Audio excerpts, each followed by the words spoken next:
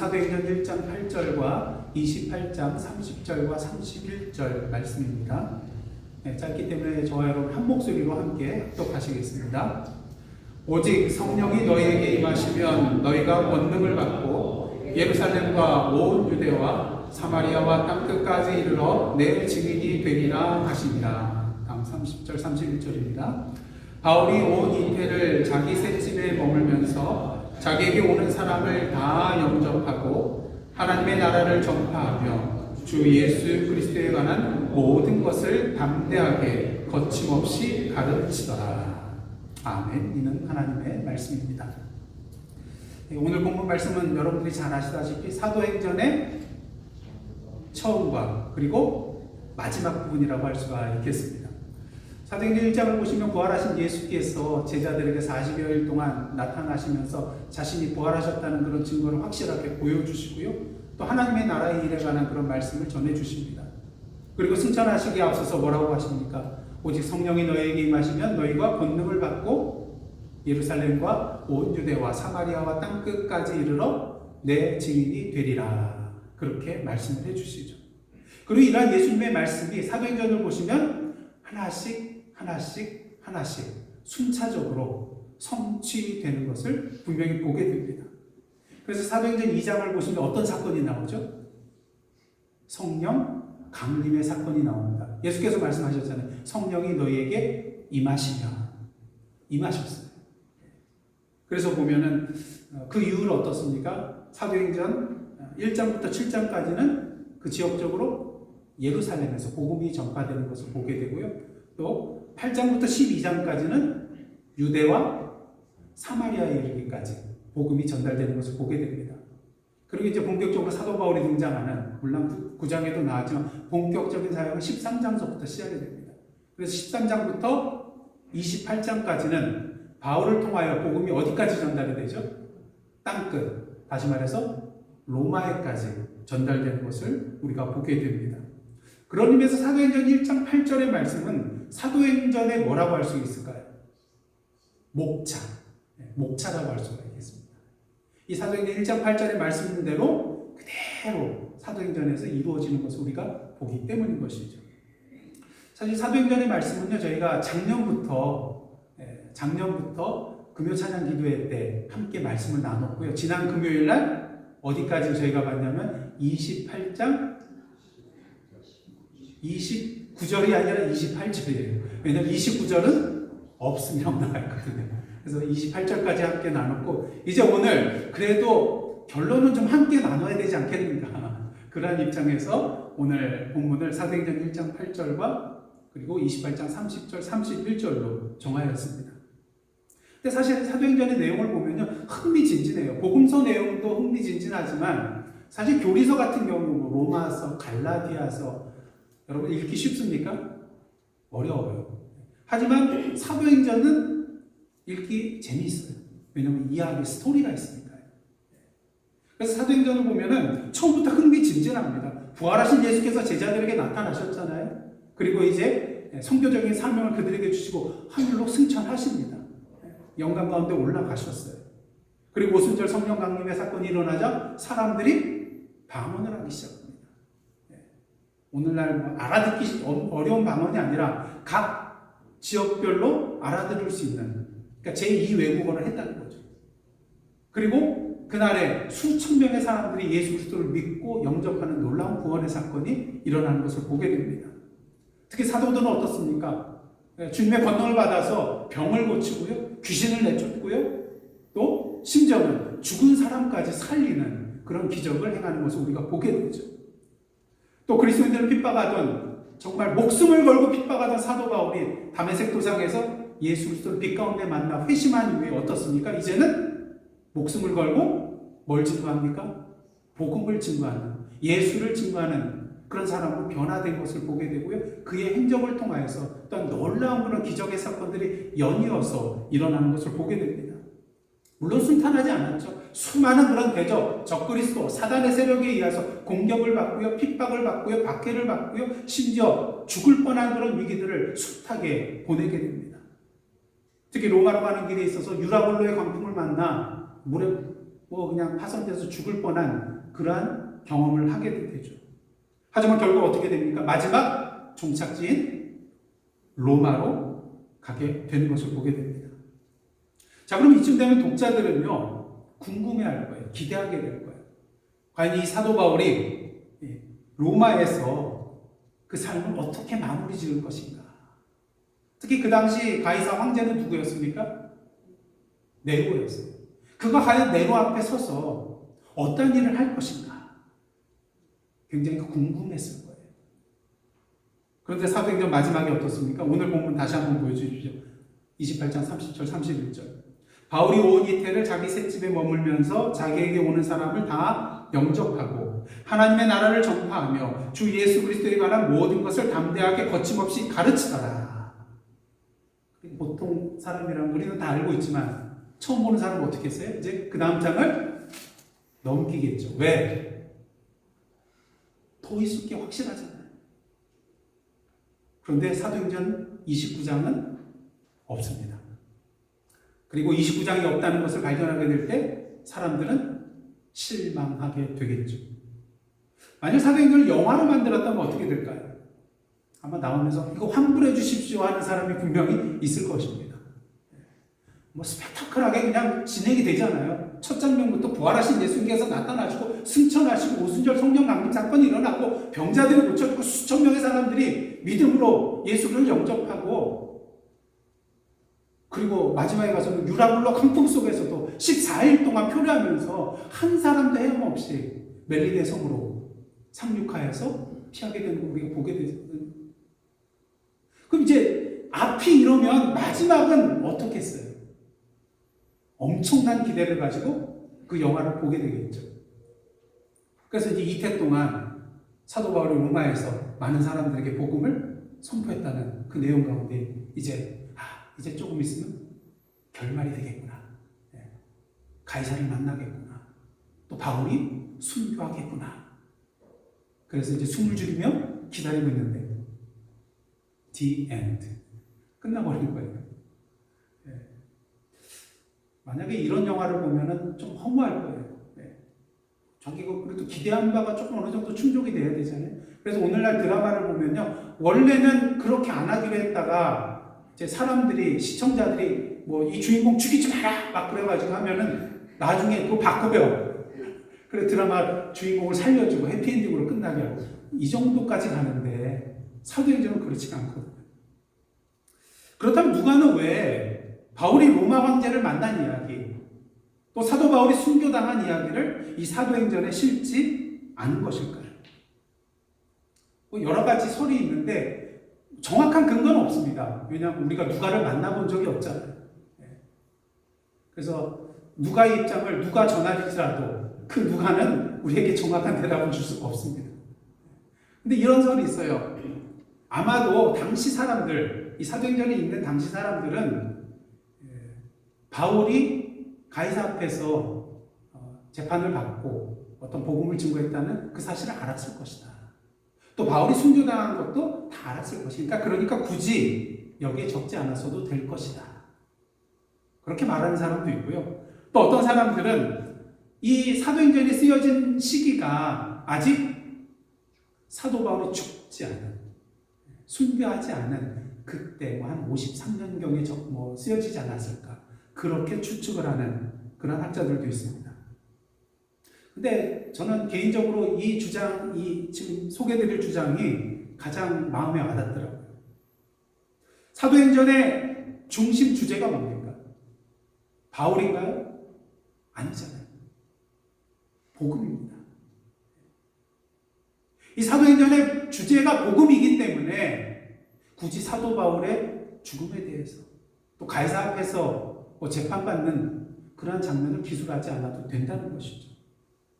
예수께서 사도들에게 말씀하셨습니다. 오직 성령이 너희에게 임하시면 너희가 권능을 받고 예루살렘과 온 유대와 사마리아와 땅끝까지 이르러 내 증인이 되리라 하시니라. 여기서 예수님의 말씀의 처음과 끝이 무엇입니까? 처음은 오직 성령이 너희에게 임하시니, 그 다음 마지막에 뭐예요?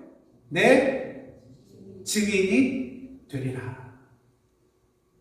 그럼 예수님의 말씀대로 처음과 끝, 사도행전에 다 나온 거잖아요. 그러면서 사도행전 28장 30절과 31절은요, 사도행전의 훌륭한 그런 결말이라고 할 수가 있습니다. 증인으로서 부름받은 자로서 성령이 임하시게 되면 우리가 어떠한 삶을 살아야 하는지 분명히 보여주고 있기 때문인 것이죠. 첫째로 성령이 임하시면요, 너무나도 당연한 일을 하게 되는데 뭘 전하게 됩니까? 당연히 복음을 전하게 됩니다.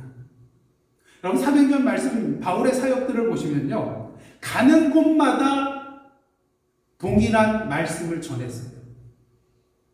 하나님의 나라, 곧 복음의 말씀이었던 것이죠. 왜? 그 외에는 다른 할 말이 없었거든요. 예수께서 하나님이 이스라엘 선조들에게 약속하여 주신 그 메시아라는 것을 정말로 믿는다면, 예수께서 십자가에서 고난당하시고 사흘 만에 죽은 자 가운데서 부활하시고 하늘에 오르시는 그런 영광 중에 계신 분이라는 것을 믿는다면, 예수 그리스도께서 우리의 길과 진리와 생명이 되시는 분이라는 것을 믿는다면, 누구든지 예수 그리스도를 믿음으로 받아들이면 죄에서 사함을 받고 영원한 생명을 얻게 된다는 것을 믿는다면 다른 선택의 여지가 없잖아요. 다른 말 할 게 없잖아요. 오늘 보면 30절, 31절 다시 한번 보겠습니다. 바울이 온 이태를 자기 셋집에 머물면서 자기에게 오는 사람을 다 영접하고 어떻게 합니까?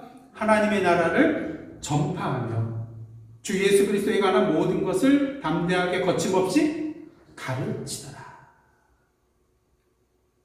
짧지만 이 두 구절을 통해서요, 우리는 다메섹 도상에서 예수 그리스도를 만난 이후에 회심한 이후에 그리고 지금까지의 사도 바울의 삶이 어떠한 삶이었는 것을 분명히 보게 됩니다.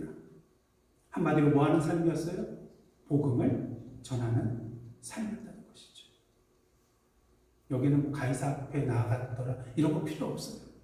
한마디로 정리하면 복음을 전하는 삶이었다는 것이죠. 그는 언제 어디서든지 때를 얻든지 못 얻든지 어떠한 상황 속에서든지 항상 복음을 전하는 자였습니다. 죽음의 위험에 이른다 할지라도 오히려 그때를 복음을 전할 기회로 삼는 자가 바로 사도 바울이었다는 것이죠. 근데 중요한 것은 바울이 이 복음을 전할 때에 그 복음의 대상에 있어서 차별이 없었다는 것입니다. 사실 사도 바울이 유대인들에게 핍박받고 어려움을 당한 가장 큰 이유가 뭔지 아세요? 누구도 하나님의 백성이 될 수 있다는 거예요. 이방인도 하나님의 백성이 될 수 있다니까 유대인들이 화들짝 놀란 거예요. 그래서 바울을 핍박한 거예요. 우리만 하나님의 성민이요 하나님의 백성인데 어떻게 저 이방인들이 그런 생각을 가지고 있기 때문에 그 복음도 못 받아들이고 그리고 그 바울을 핍박하게 된 것이죠. 오늘 본문 이전의 내용을 보시면요, 바울이 로마에 도착한 이후에 다른 제수들과는 달리 그를 지키는 군인 한 사람과 그냥 쇠사슬 정도 하나 메어진 상태에서 그래도 어느 정도 좀 죄수들과는 달리 바깥에서 따로 지낼 수 있도록 허락을 받았습니다. 하지만 바울이 뭐 집 밖으로 자유롭게 다닐 수 있는 그런 완전한 자유는 아니었습니다. 그러기에 그는 그 집에서 이제 유대인들을 청하여 자기의 집으로 오게 합니다. 근데 문제는 사도 바울이 복음의 말씀을 전할 때 이 말씀에 대하여 믿는 자들도 있었고 믿지 않는 자들도 있었다는 것이죠. 그러게 사도 바울은 이사야서를 인용하면서 그들이 이렇게 믿지 않게 된 것은 하나님께서 그들의 마음을 강팍하게 한 것이 아니라 그 사람들 자신의 마음이 둔하여지고 눈을 감았기 때문이라고, 그러니까 그들 탓이라고 그렇게 말을 해줍니다. 그러면서 이어서 이런 말을 해주죠. 사도행전 28장 28절입니다. 다 함께 읽겠습니다. 시작. 그런즉 하나님의 이 구원이 이방인에게로 보내진 줄 알라. 그들은 그것을 들으리라. 지금 유대인, 자신 앞에 있는 유대인들 많은 사람들이 그 복음을 듣지 않고 믿지 않지만 그렇기 때문에 나는 지금 이방인에게로 갈 건데 왜? 그들 가운데 들을 자가 있기 때문이라는 것이죠. 자, 그렇다면 28절 이후에 어떠한 일이 일어나야 되겠습니까? 로마에 있는 바울의 새 집에 누가 몰려들어와야 돼요?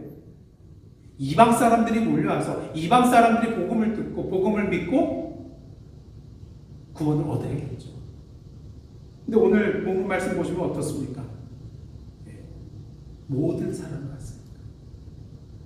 그냥 유대인이 왔다, 이방인이 왔다 이걸 구별 없이 누구든지 바울의 집에 온 사람들은 바울이 그들을 영접하고 복음을 선포해 주었다는 것이죠.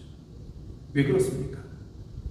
물론 사도 바울이 특별하게 이방인을 위하여 부르심을 받고 세우심을 받고 보내심을 받은 그런 이방인의 사도였지만 복음의 대상은 세상 모든 사람들이기 때문인 것이죠.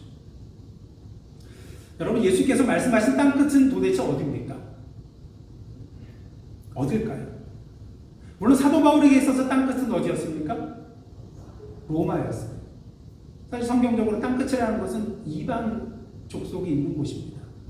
그러니까 예루살렘, 유대, 그리고 사마리아는 그래도 피가 섞인 사람들이잖아요. 그리고 이제 그 다음은 이방인이에요.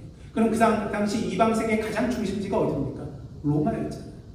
그러니까 사도 바울에게 있어서는 땅끝이 로마였다는 것이죠. 하지만 영적으로 본다면 땅끝은 과연 어딜까요? 오늘도 복음의 소식이 전달되지 않는 곳, 아직도 예수님의 복음의 소식에 대해서 듣지 못한 자들이 있는 그곳이 바로 오늘의 땅끝이라는 것입니다. 그렇게 바울은 그가 발을 디디는 그 모든 곳마다, 방문하는 곳마다 그 사람이 유대인이든지 헬라인이든지 이방인이든 상관없이 복음을 전했던 것이죠. 특히 오늘의 땅끝이라는 것은요, 하나님께서 우리를 보내신 곳이라고 할 수가 있겠습니다. 그러니까 바울에게 로마가 땅끝이 될 수 있던 것은요, 결국은 하나님께서 그를 거기로 보내셨기 때문에 거기가 그의 땅끝이 되는 것입니다. 우리의 사명의 끝자리가 바로 오늘의 땅끝이라는 것이죠. 여러분, 사도 바울을 보면요, 전도여행을 할 때 자기 마음대로 자기 뜻대로 나아간 적이 없습니다. 물론 그러려고 했던 적이 있어요. 아시아로 가고자 하는 그런 마음이 있었는데 누가 가로막았어요? 성령께서 가로막았어요. 그리고 성령의 말씀에 인도하심에 순종하며 따라가는 그의 모습을 보게 됩니다. 그런 의미에서 오늘도 우리에게 있어서 땅끝은 어디인가? 우리가 생각하는 지리적으로 가장 먼 곳이 땅끝이 아니라 오늘도 나를 보내시는 그 사명의 현장이 우리의 땅끝이라는 것입니다. 물론 지리적으로 우리가 매년 가는 멕시코 단기 선교, 멕시코 선교 현장이 지리적으로 머니까 야, 이게 이제 내가 하나님 부르심 받기 전에, 죽기 전에 우리가 선교해야 할 우리의 땅끝이다. 예, 물론 거기도 땅끝입니다.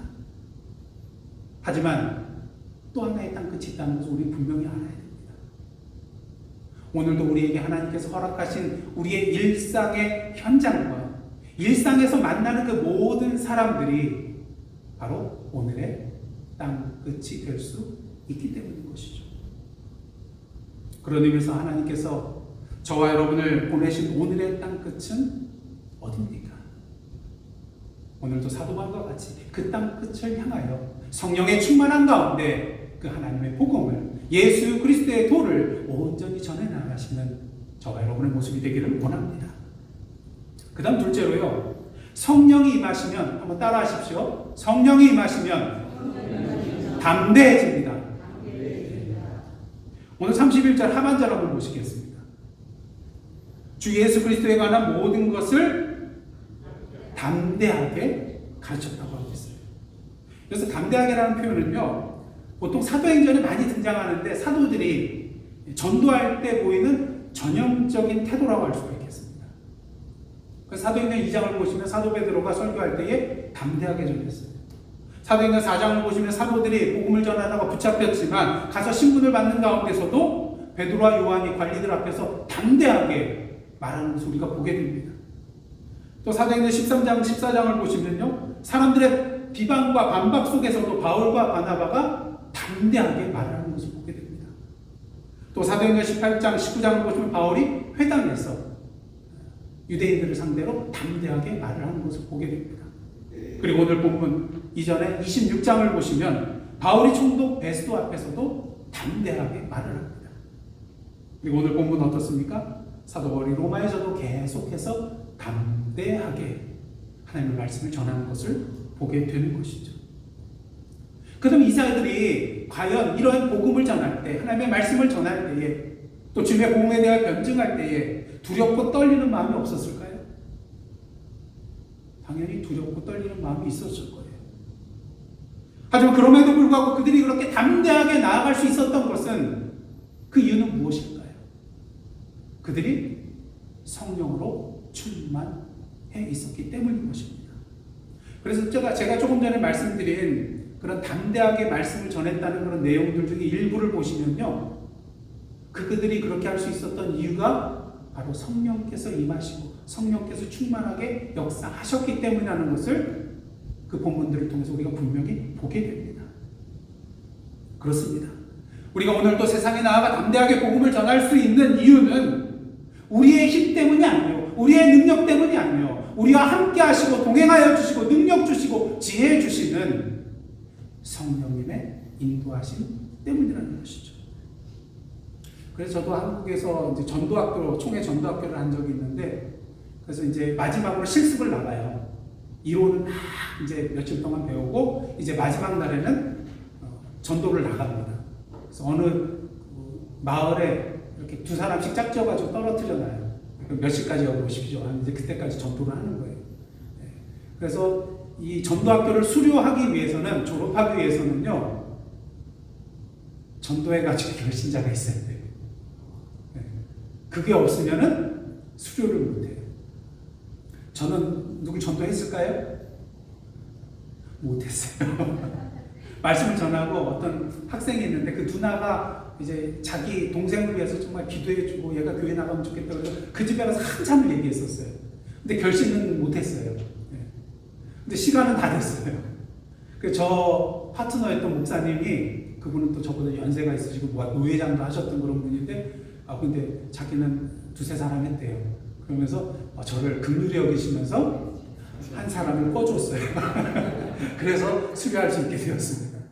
이것도 은혜죠. 네. 그런데 이제 전도를 나가기 전에 뭘 했냐면요, 기도를 했어요. 성령이여 임하여 주옵소서. 성령이여 역사하여 주옵소서.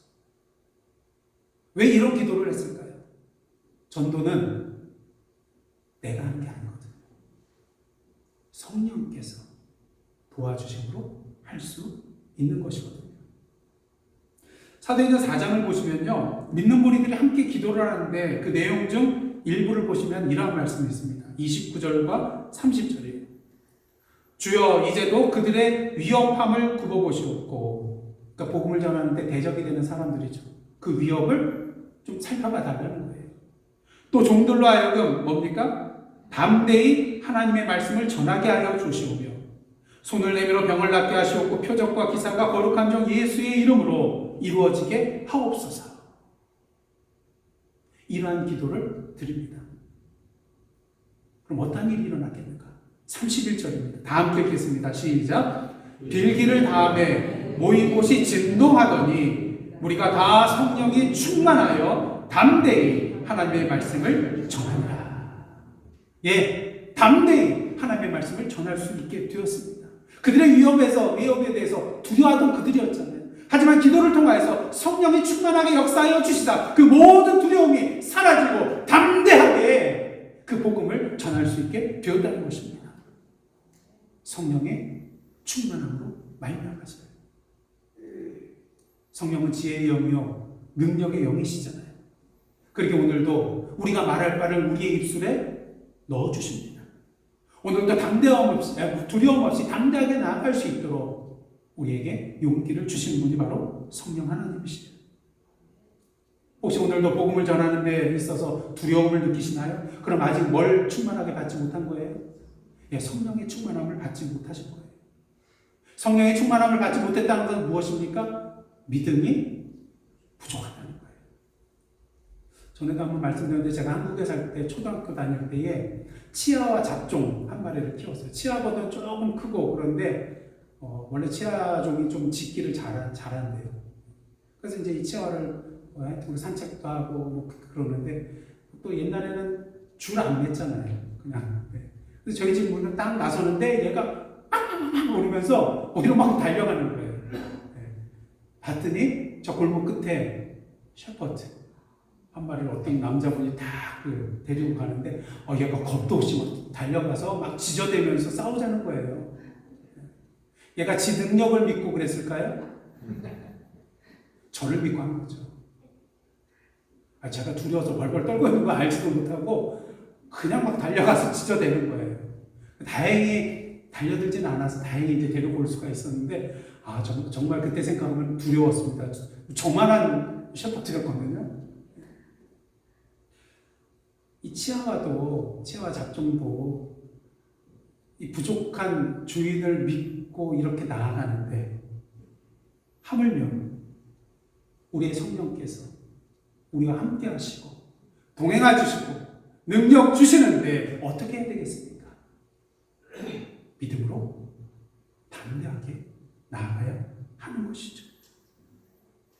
바라긴 오늘도 성령 충만하신 가운데 성령께서 인도해 주신 대로 담대하게 나아가며 담대하게 복음을 선포하며 나아가는 저와 여러분의 복된 삶 되시기를 원합니다.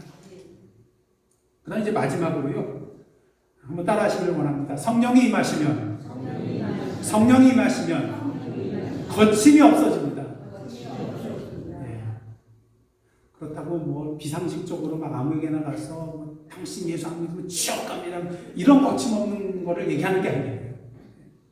오늘 본문에 거침없이 가르쳤다는 그런 말을 할 때 이 거침없이라는 단어는요, 직역하면은 방해나 제지를 받지 않았다는 거예요.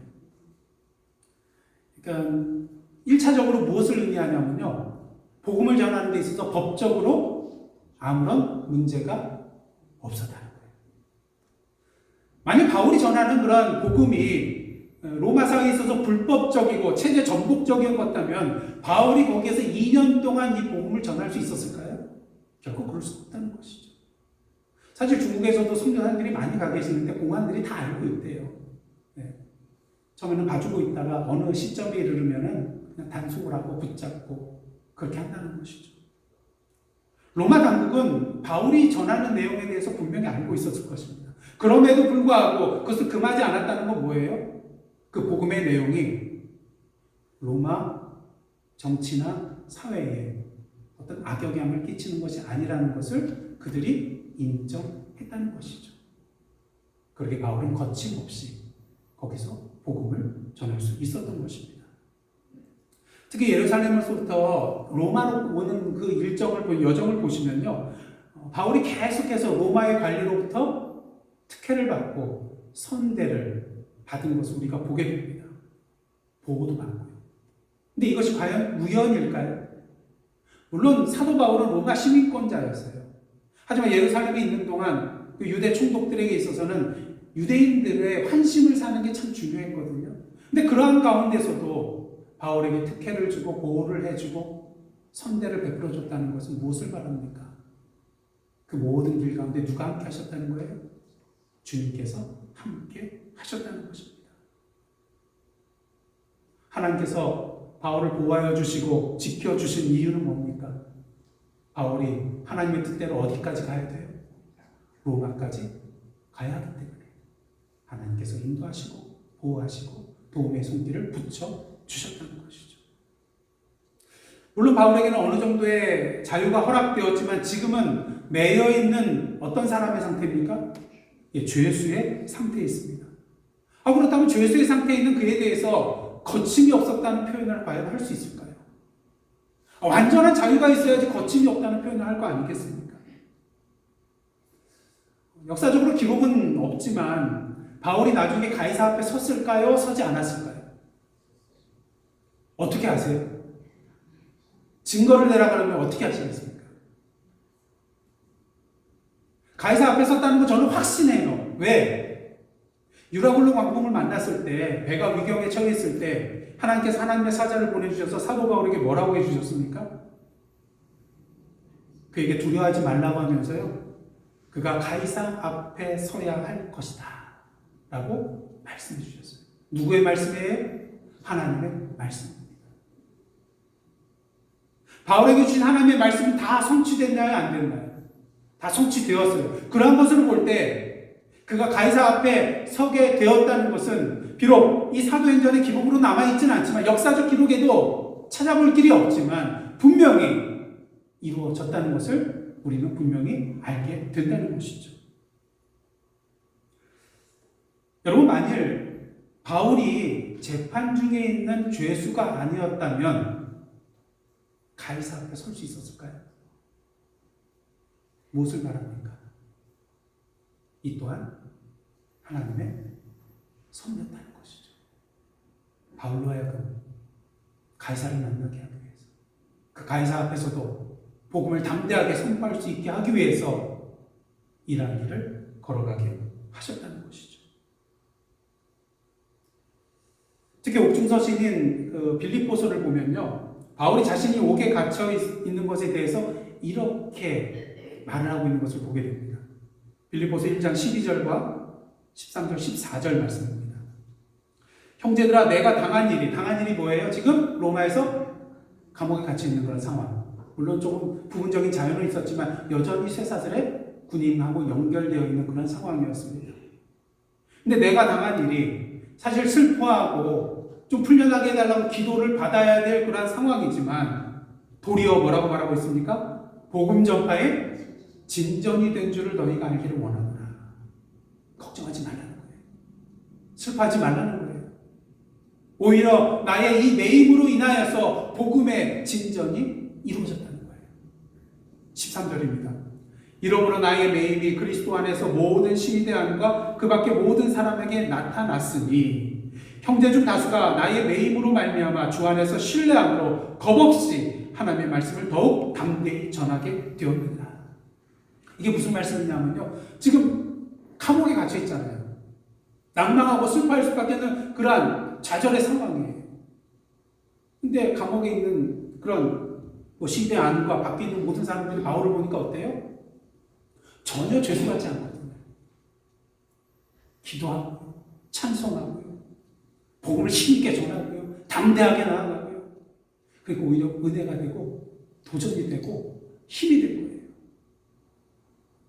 그래서 14절 보시면 어떻습니까? 형제 중 다수가 사도 바울의 매임으로 말미암아 주 안에서 신뢰함으로 뭐 없이요? 겁 없이 하나님의 말씀을 더욱 어떻게 해요? 담대히 전하게 되었느냐. 우리가 살아가는 데 있어서, 복음을 전하는 데 있어서 종교의 자유가 있는 미국 땅에서는 그럴 일은 별로 없지만 다른 제3세계는 어떻습니까? 그 복음으로 말미암아 매임을 당하는 그러한 일에 이를 때가 수도 없이 많이 있습니다. 오늘은 사단의 세력에 의하여 공격을 당하고 박해를 당하고 핍박을 당하고 죽음의 위기에 처하는 그러한 매임에 이를 때가 있다는 것이죠. 하지만 그럼에도 불구하고 우리는 분명히 알아야 됩니다. 그들이 우리의 육신을 맬 수는 있어도 하나님의 복음의 말씀은 결코 맬 수 없다는 것을요. 하나님의 복음의 말씀은 결코 매일 수 있는 것이 아닙니다. 그 안에는 자유함이 있고 생명이 있기 때문인 것이죠.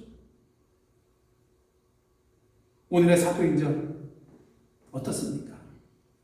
복음이 결코 매이지 않는 것이라는 것을 우리에게 분명히 보여주는 증거입니다. 왜요? 오늘도 이 사도행전은 아직 끝나지 않고 이 땅의 모든 그리스도인들을 통하여 계속해서 현재 진행형의 상태로 나아가고 있기 때문인 것이죠. 우리는 분명히 알아야 됩니다. 바울에게 땅끝으로 여겨진 로마는 더 이상 땅끝이 아니라 새로운 땅끝을 향한 새로운 복음의 출발점이 된다는 것을요. 바울이 전한 그 복음은 성령의 충만함을 받은 또 다른 그리스도인들을 통하여 계속해서 담대하게 거침없이 선포될 것이기 때문인 것입니다. 그 사실을 우리는 지금까지의 복음의 역사를 통하여, 교회의 역사를 통하여 분명히 보게 되는 것이죠. 그리고 그 복음의 역사가 2000년이 지난 오늘도 우리를 통하여서 일어나고 있는 것입니다. 누군가 이 사실에 대해서 좀 불만을 표할 수도 있을 거예요. 아니, 예수님의 말씀 2000년이 지났는데 아직도 이루어지지 않는, 좀 능력의 주님이시라면 한 몇 년 만에 그냥 해주실 수 있는 거 아니겠습니까? 미국의 신학자 리처드 마우라는 그런 분이 무례한 기독교라는 그런 책을 썼는데요. 그 내용 챕터들 가운데 느린 하나님 섬기기라는 챕터가 있습니다. 느린 하나님 섬기기. 그래서 하나님에 대해서 느리다고 표현한 이유는요, 우리 하나님은 우리의 생각과 뜻과 기대에 따라 일하시는 분이 아니기 때문입니다. 철저하게 당신의 계획과 당신의 뜻대로 그에 따라서 일하시는 분이기 때문인 것이죠. 우린 종종 기도할 때 하나님 좀 빨리 좀 처리해 주십시오. 이 일이 좀 빨리, 속히, 저도 기도할 때 환우들 계시면은 속히 치유함을 받고 이런 표현을 많이 써요. 그게 우리 마음이잖아요. 가능하면 빨리 해결되는 게 좋잖아요. 하지만 하나님은 어떤 분이십니까? 때로는 우리가 생각하는 것보다도 빨리 순식간에 변화시켜 주시고 역전 주시킬 때도 있는데, 또 많은 경우를 보면은요, 우리가 생각한 것보다 더뎌요. 정말 하나님이 계신가? 특히 한국 사람의 기준으로 볼 때는 어떻습니까? 아, 이거 도대체 기다리기가 너무 힘들어요. 답답해요.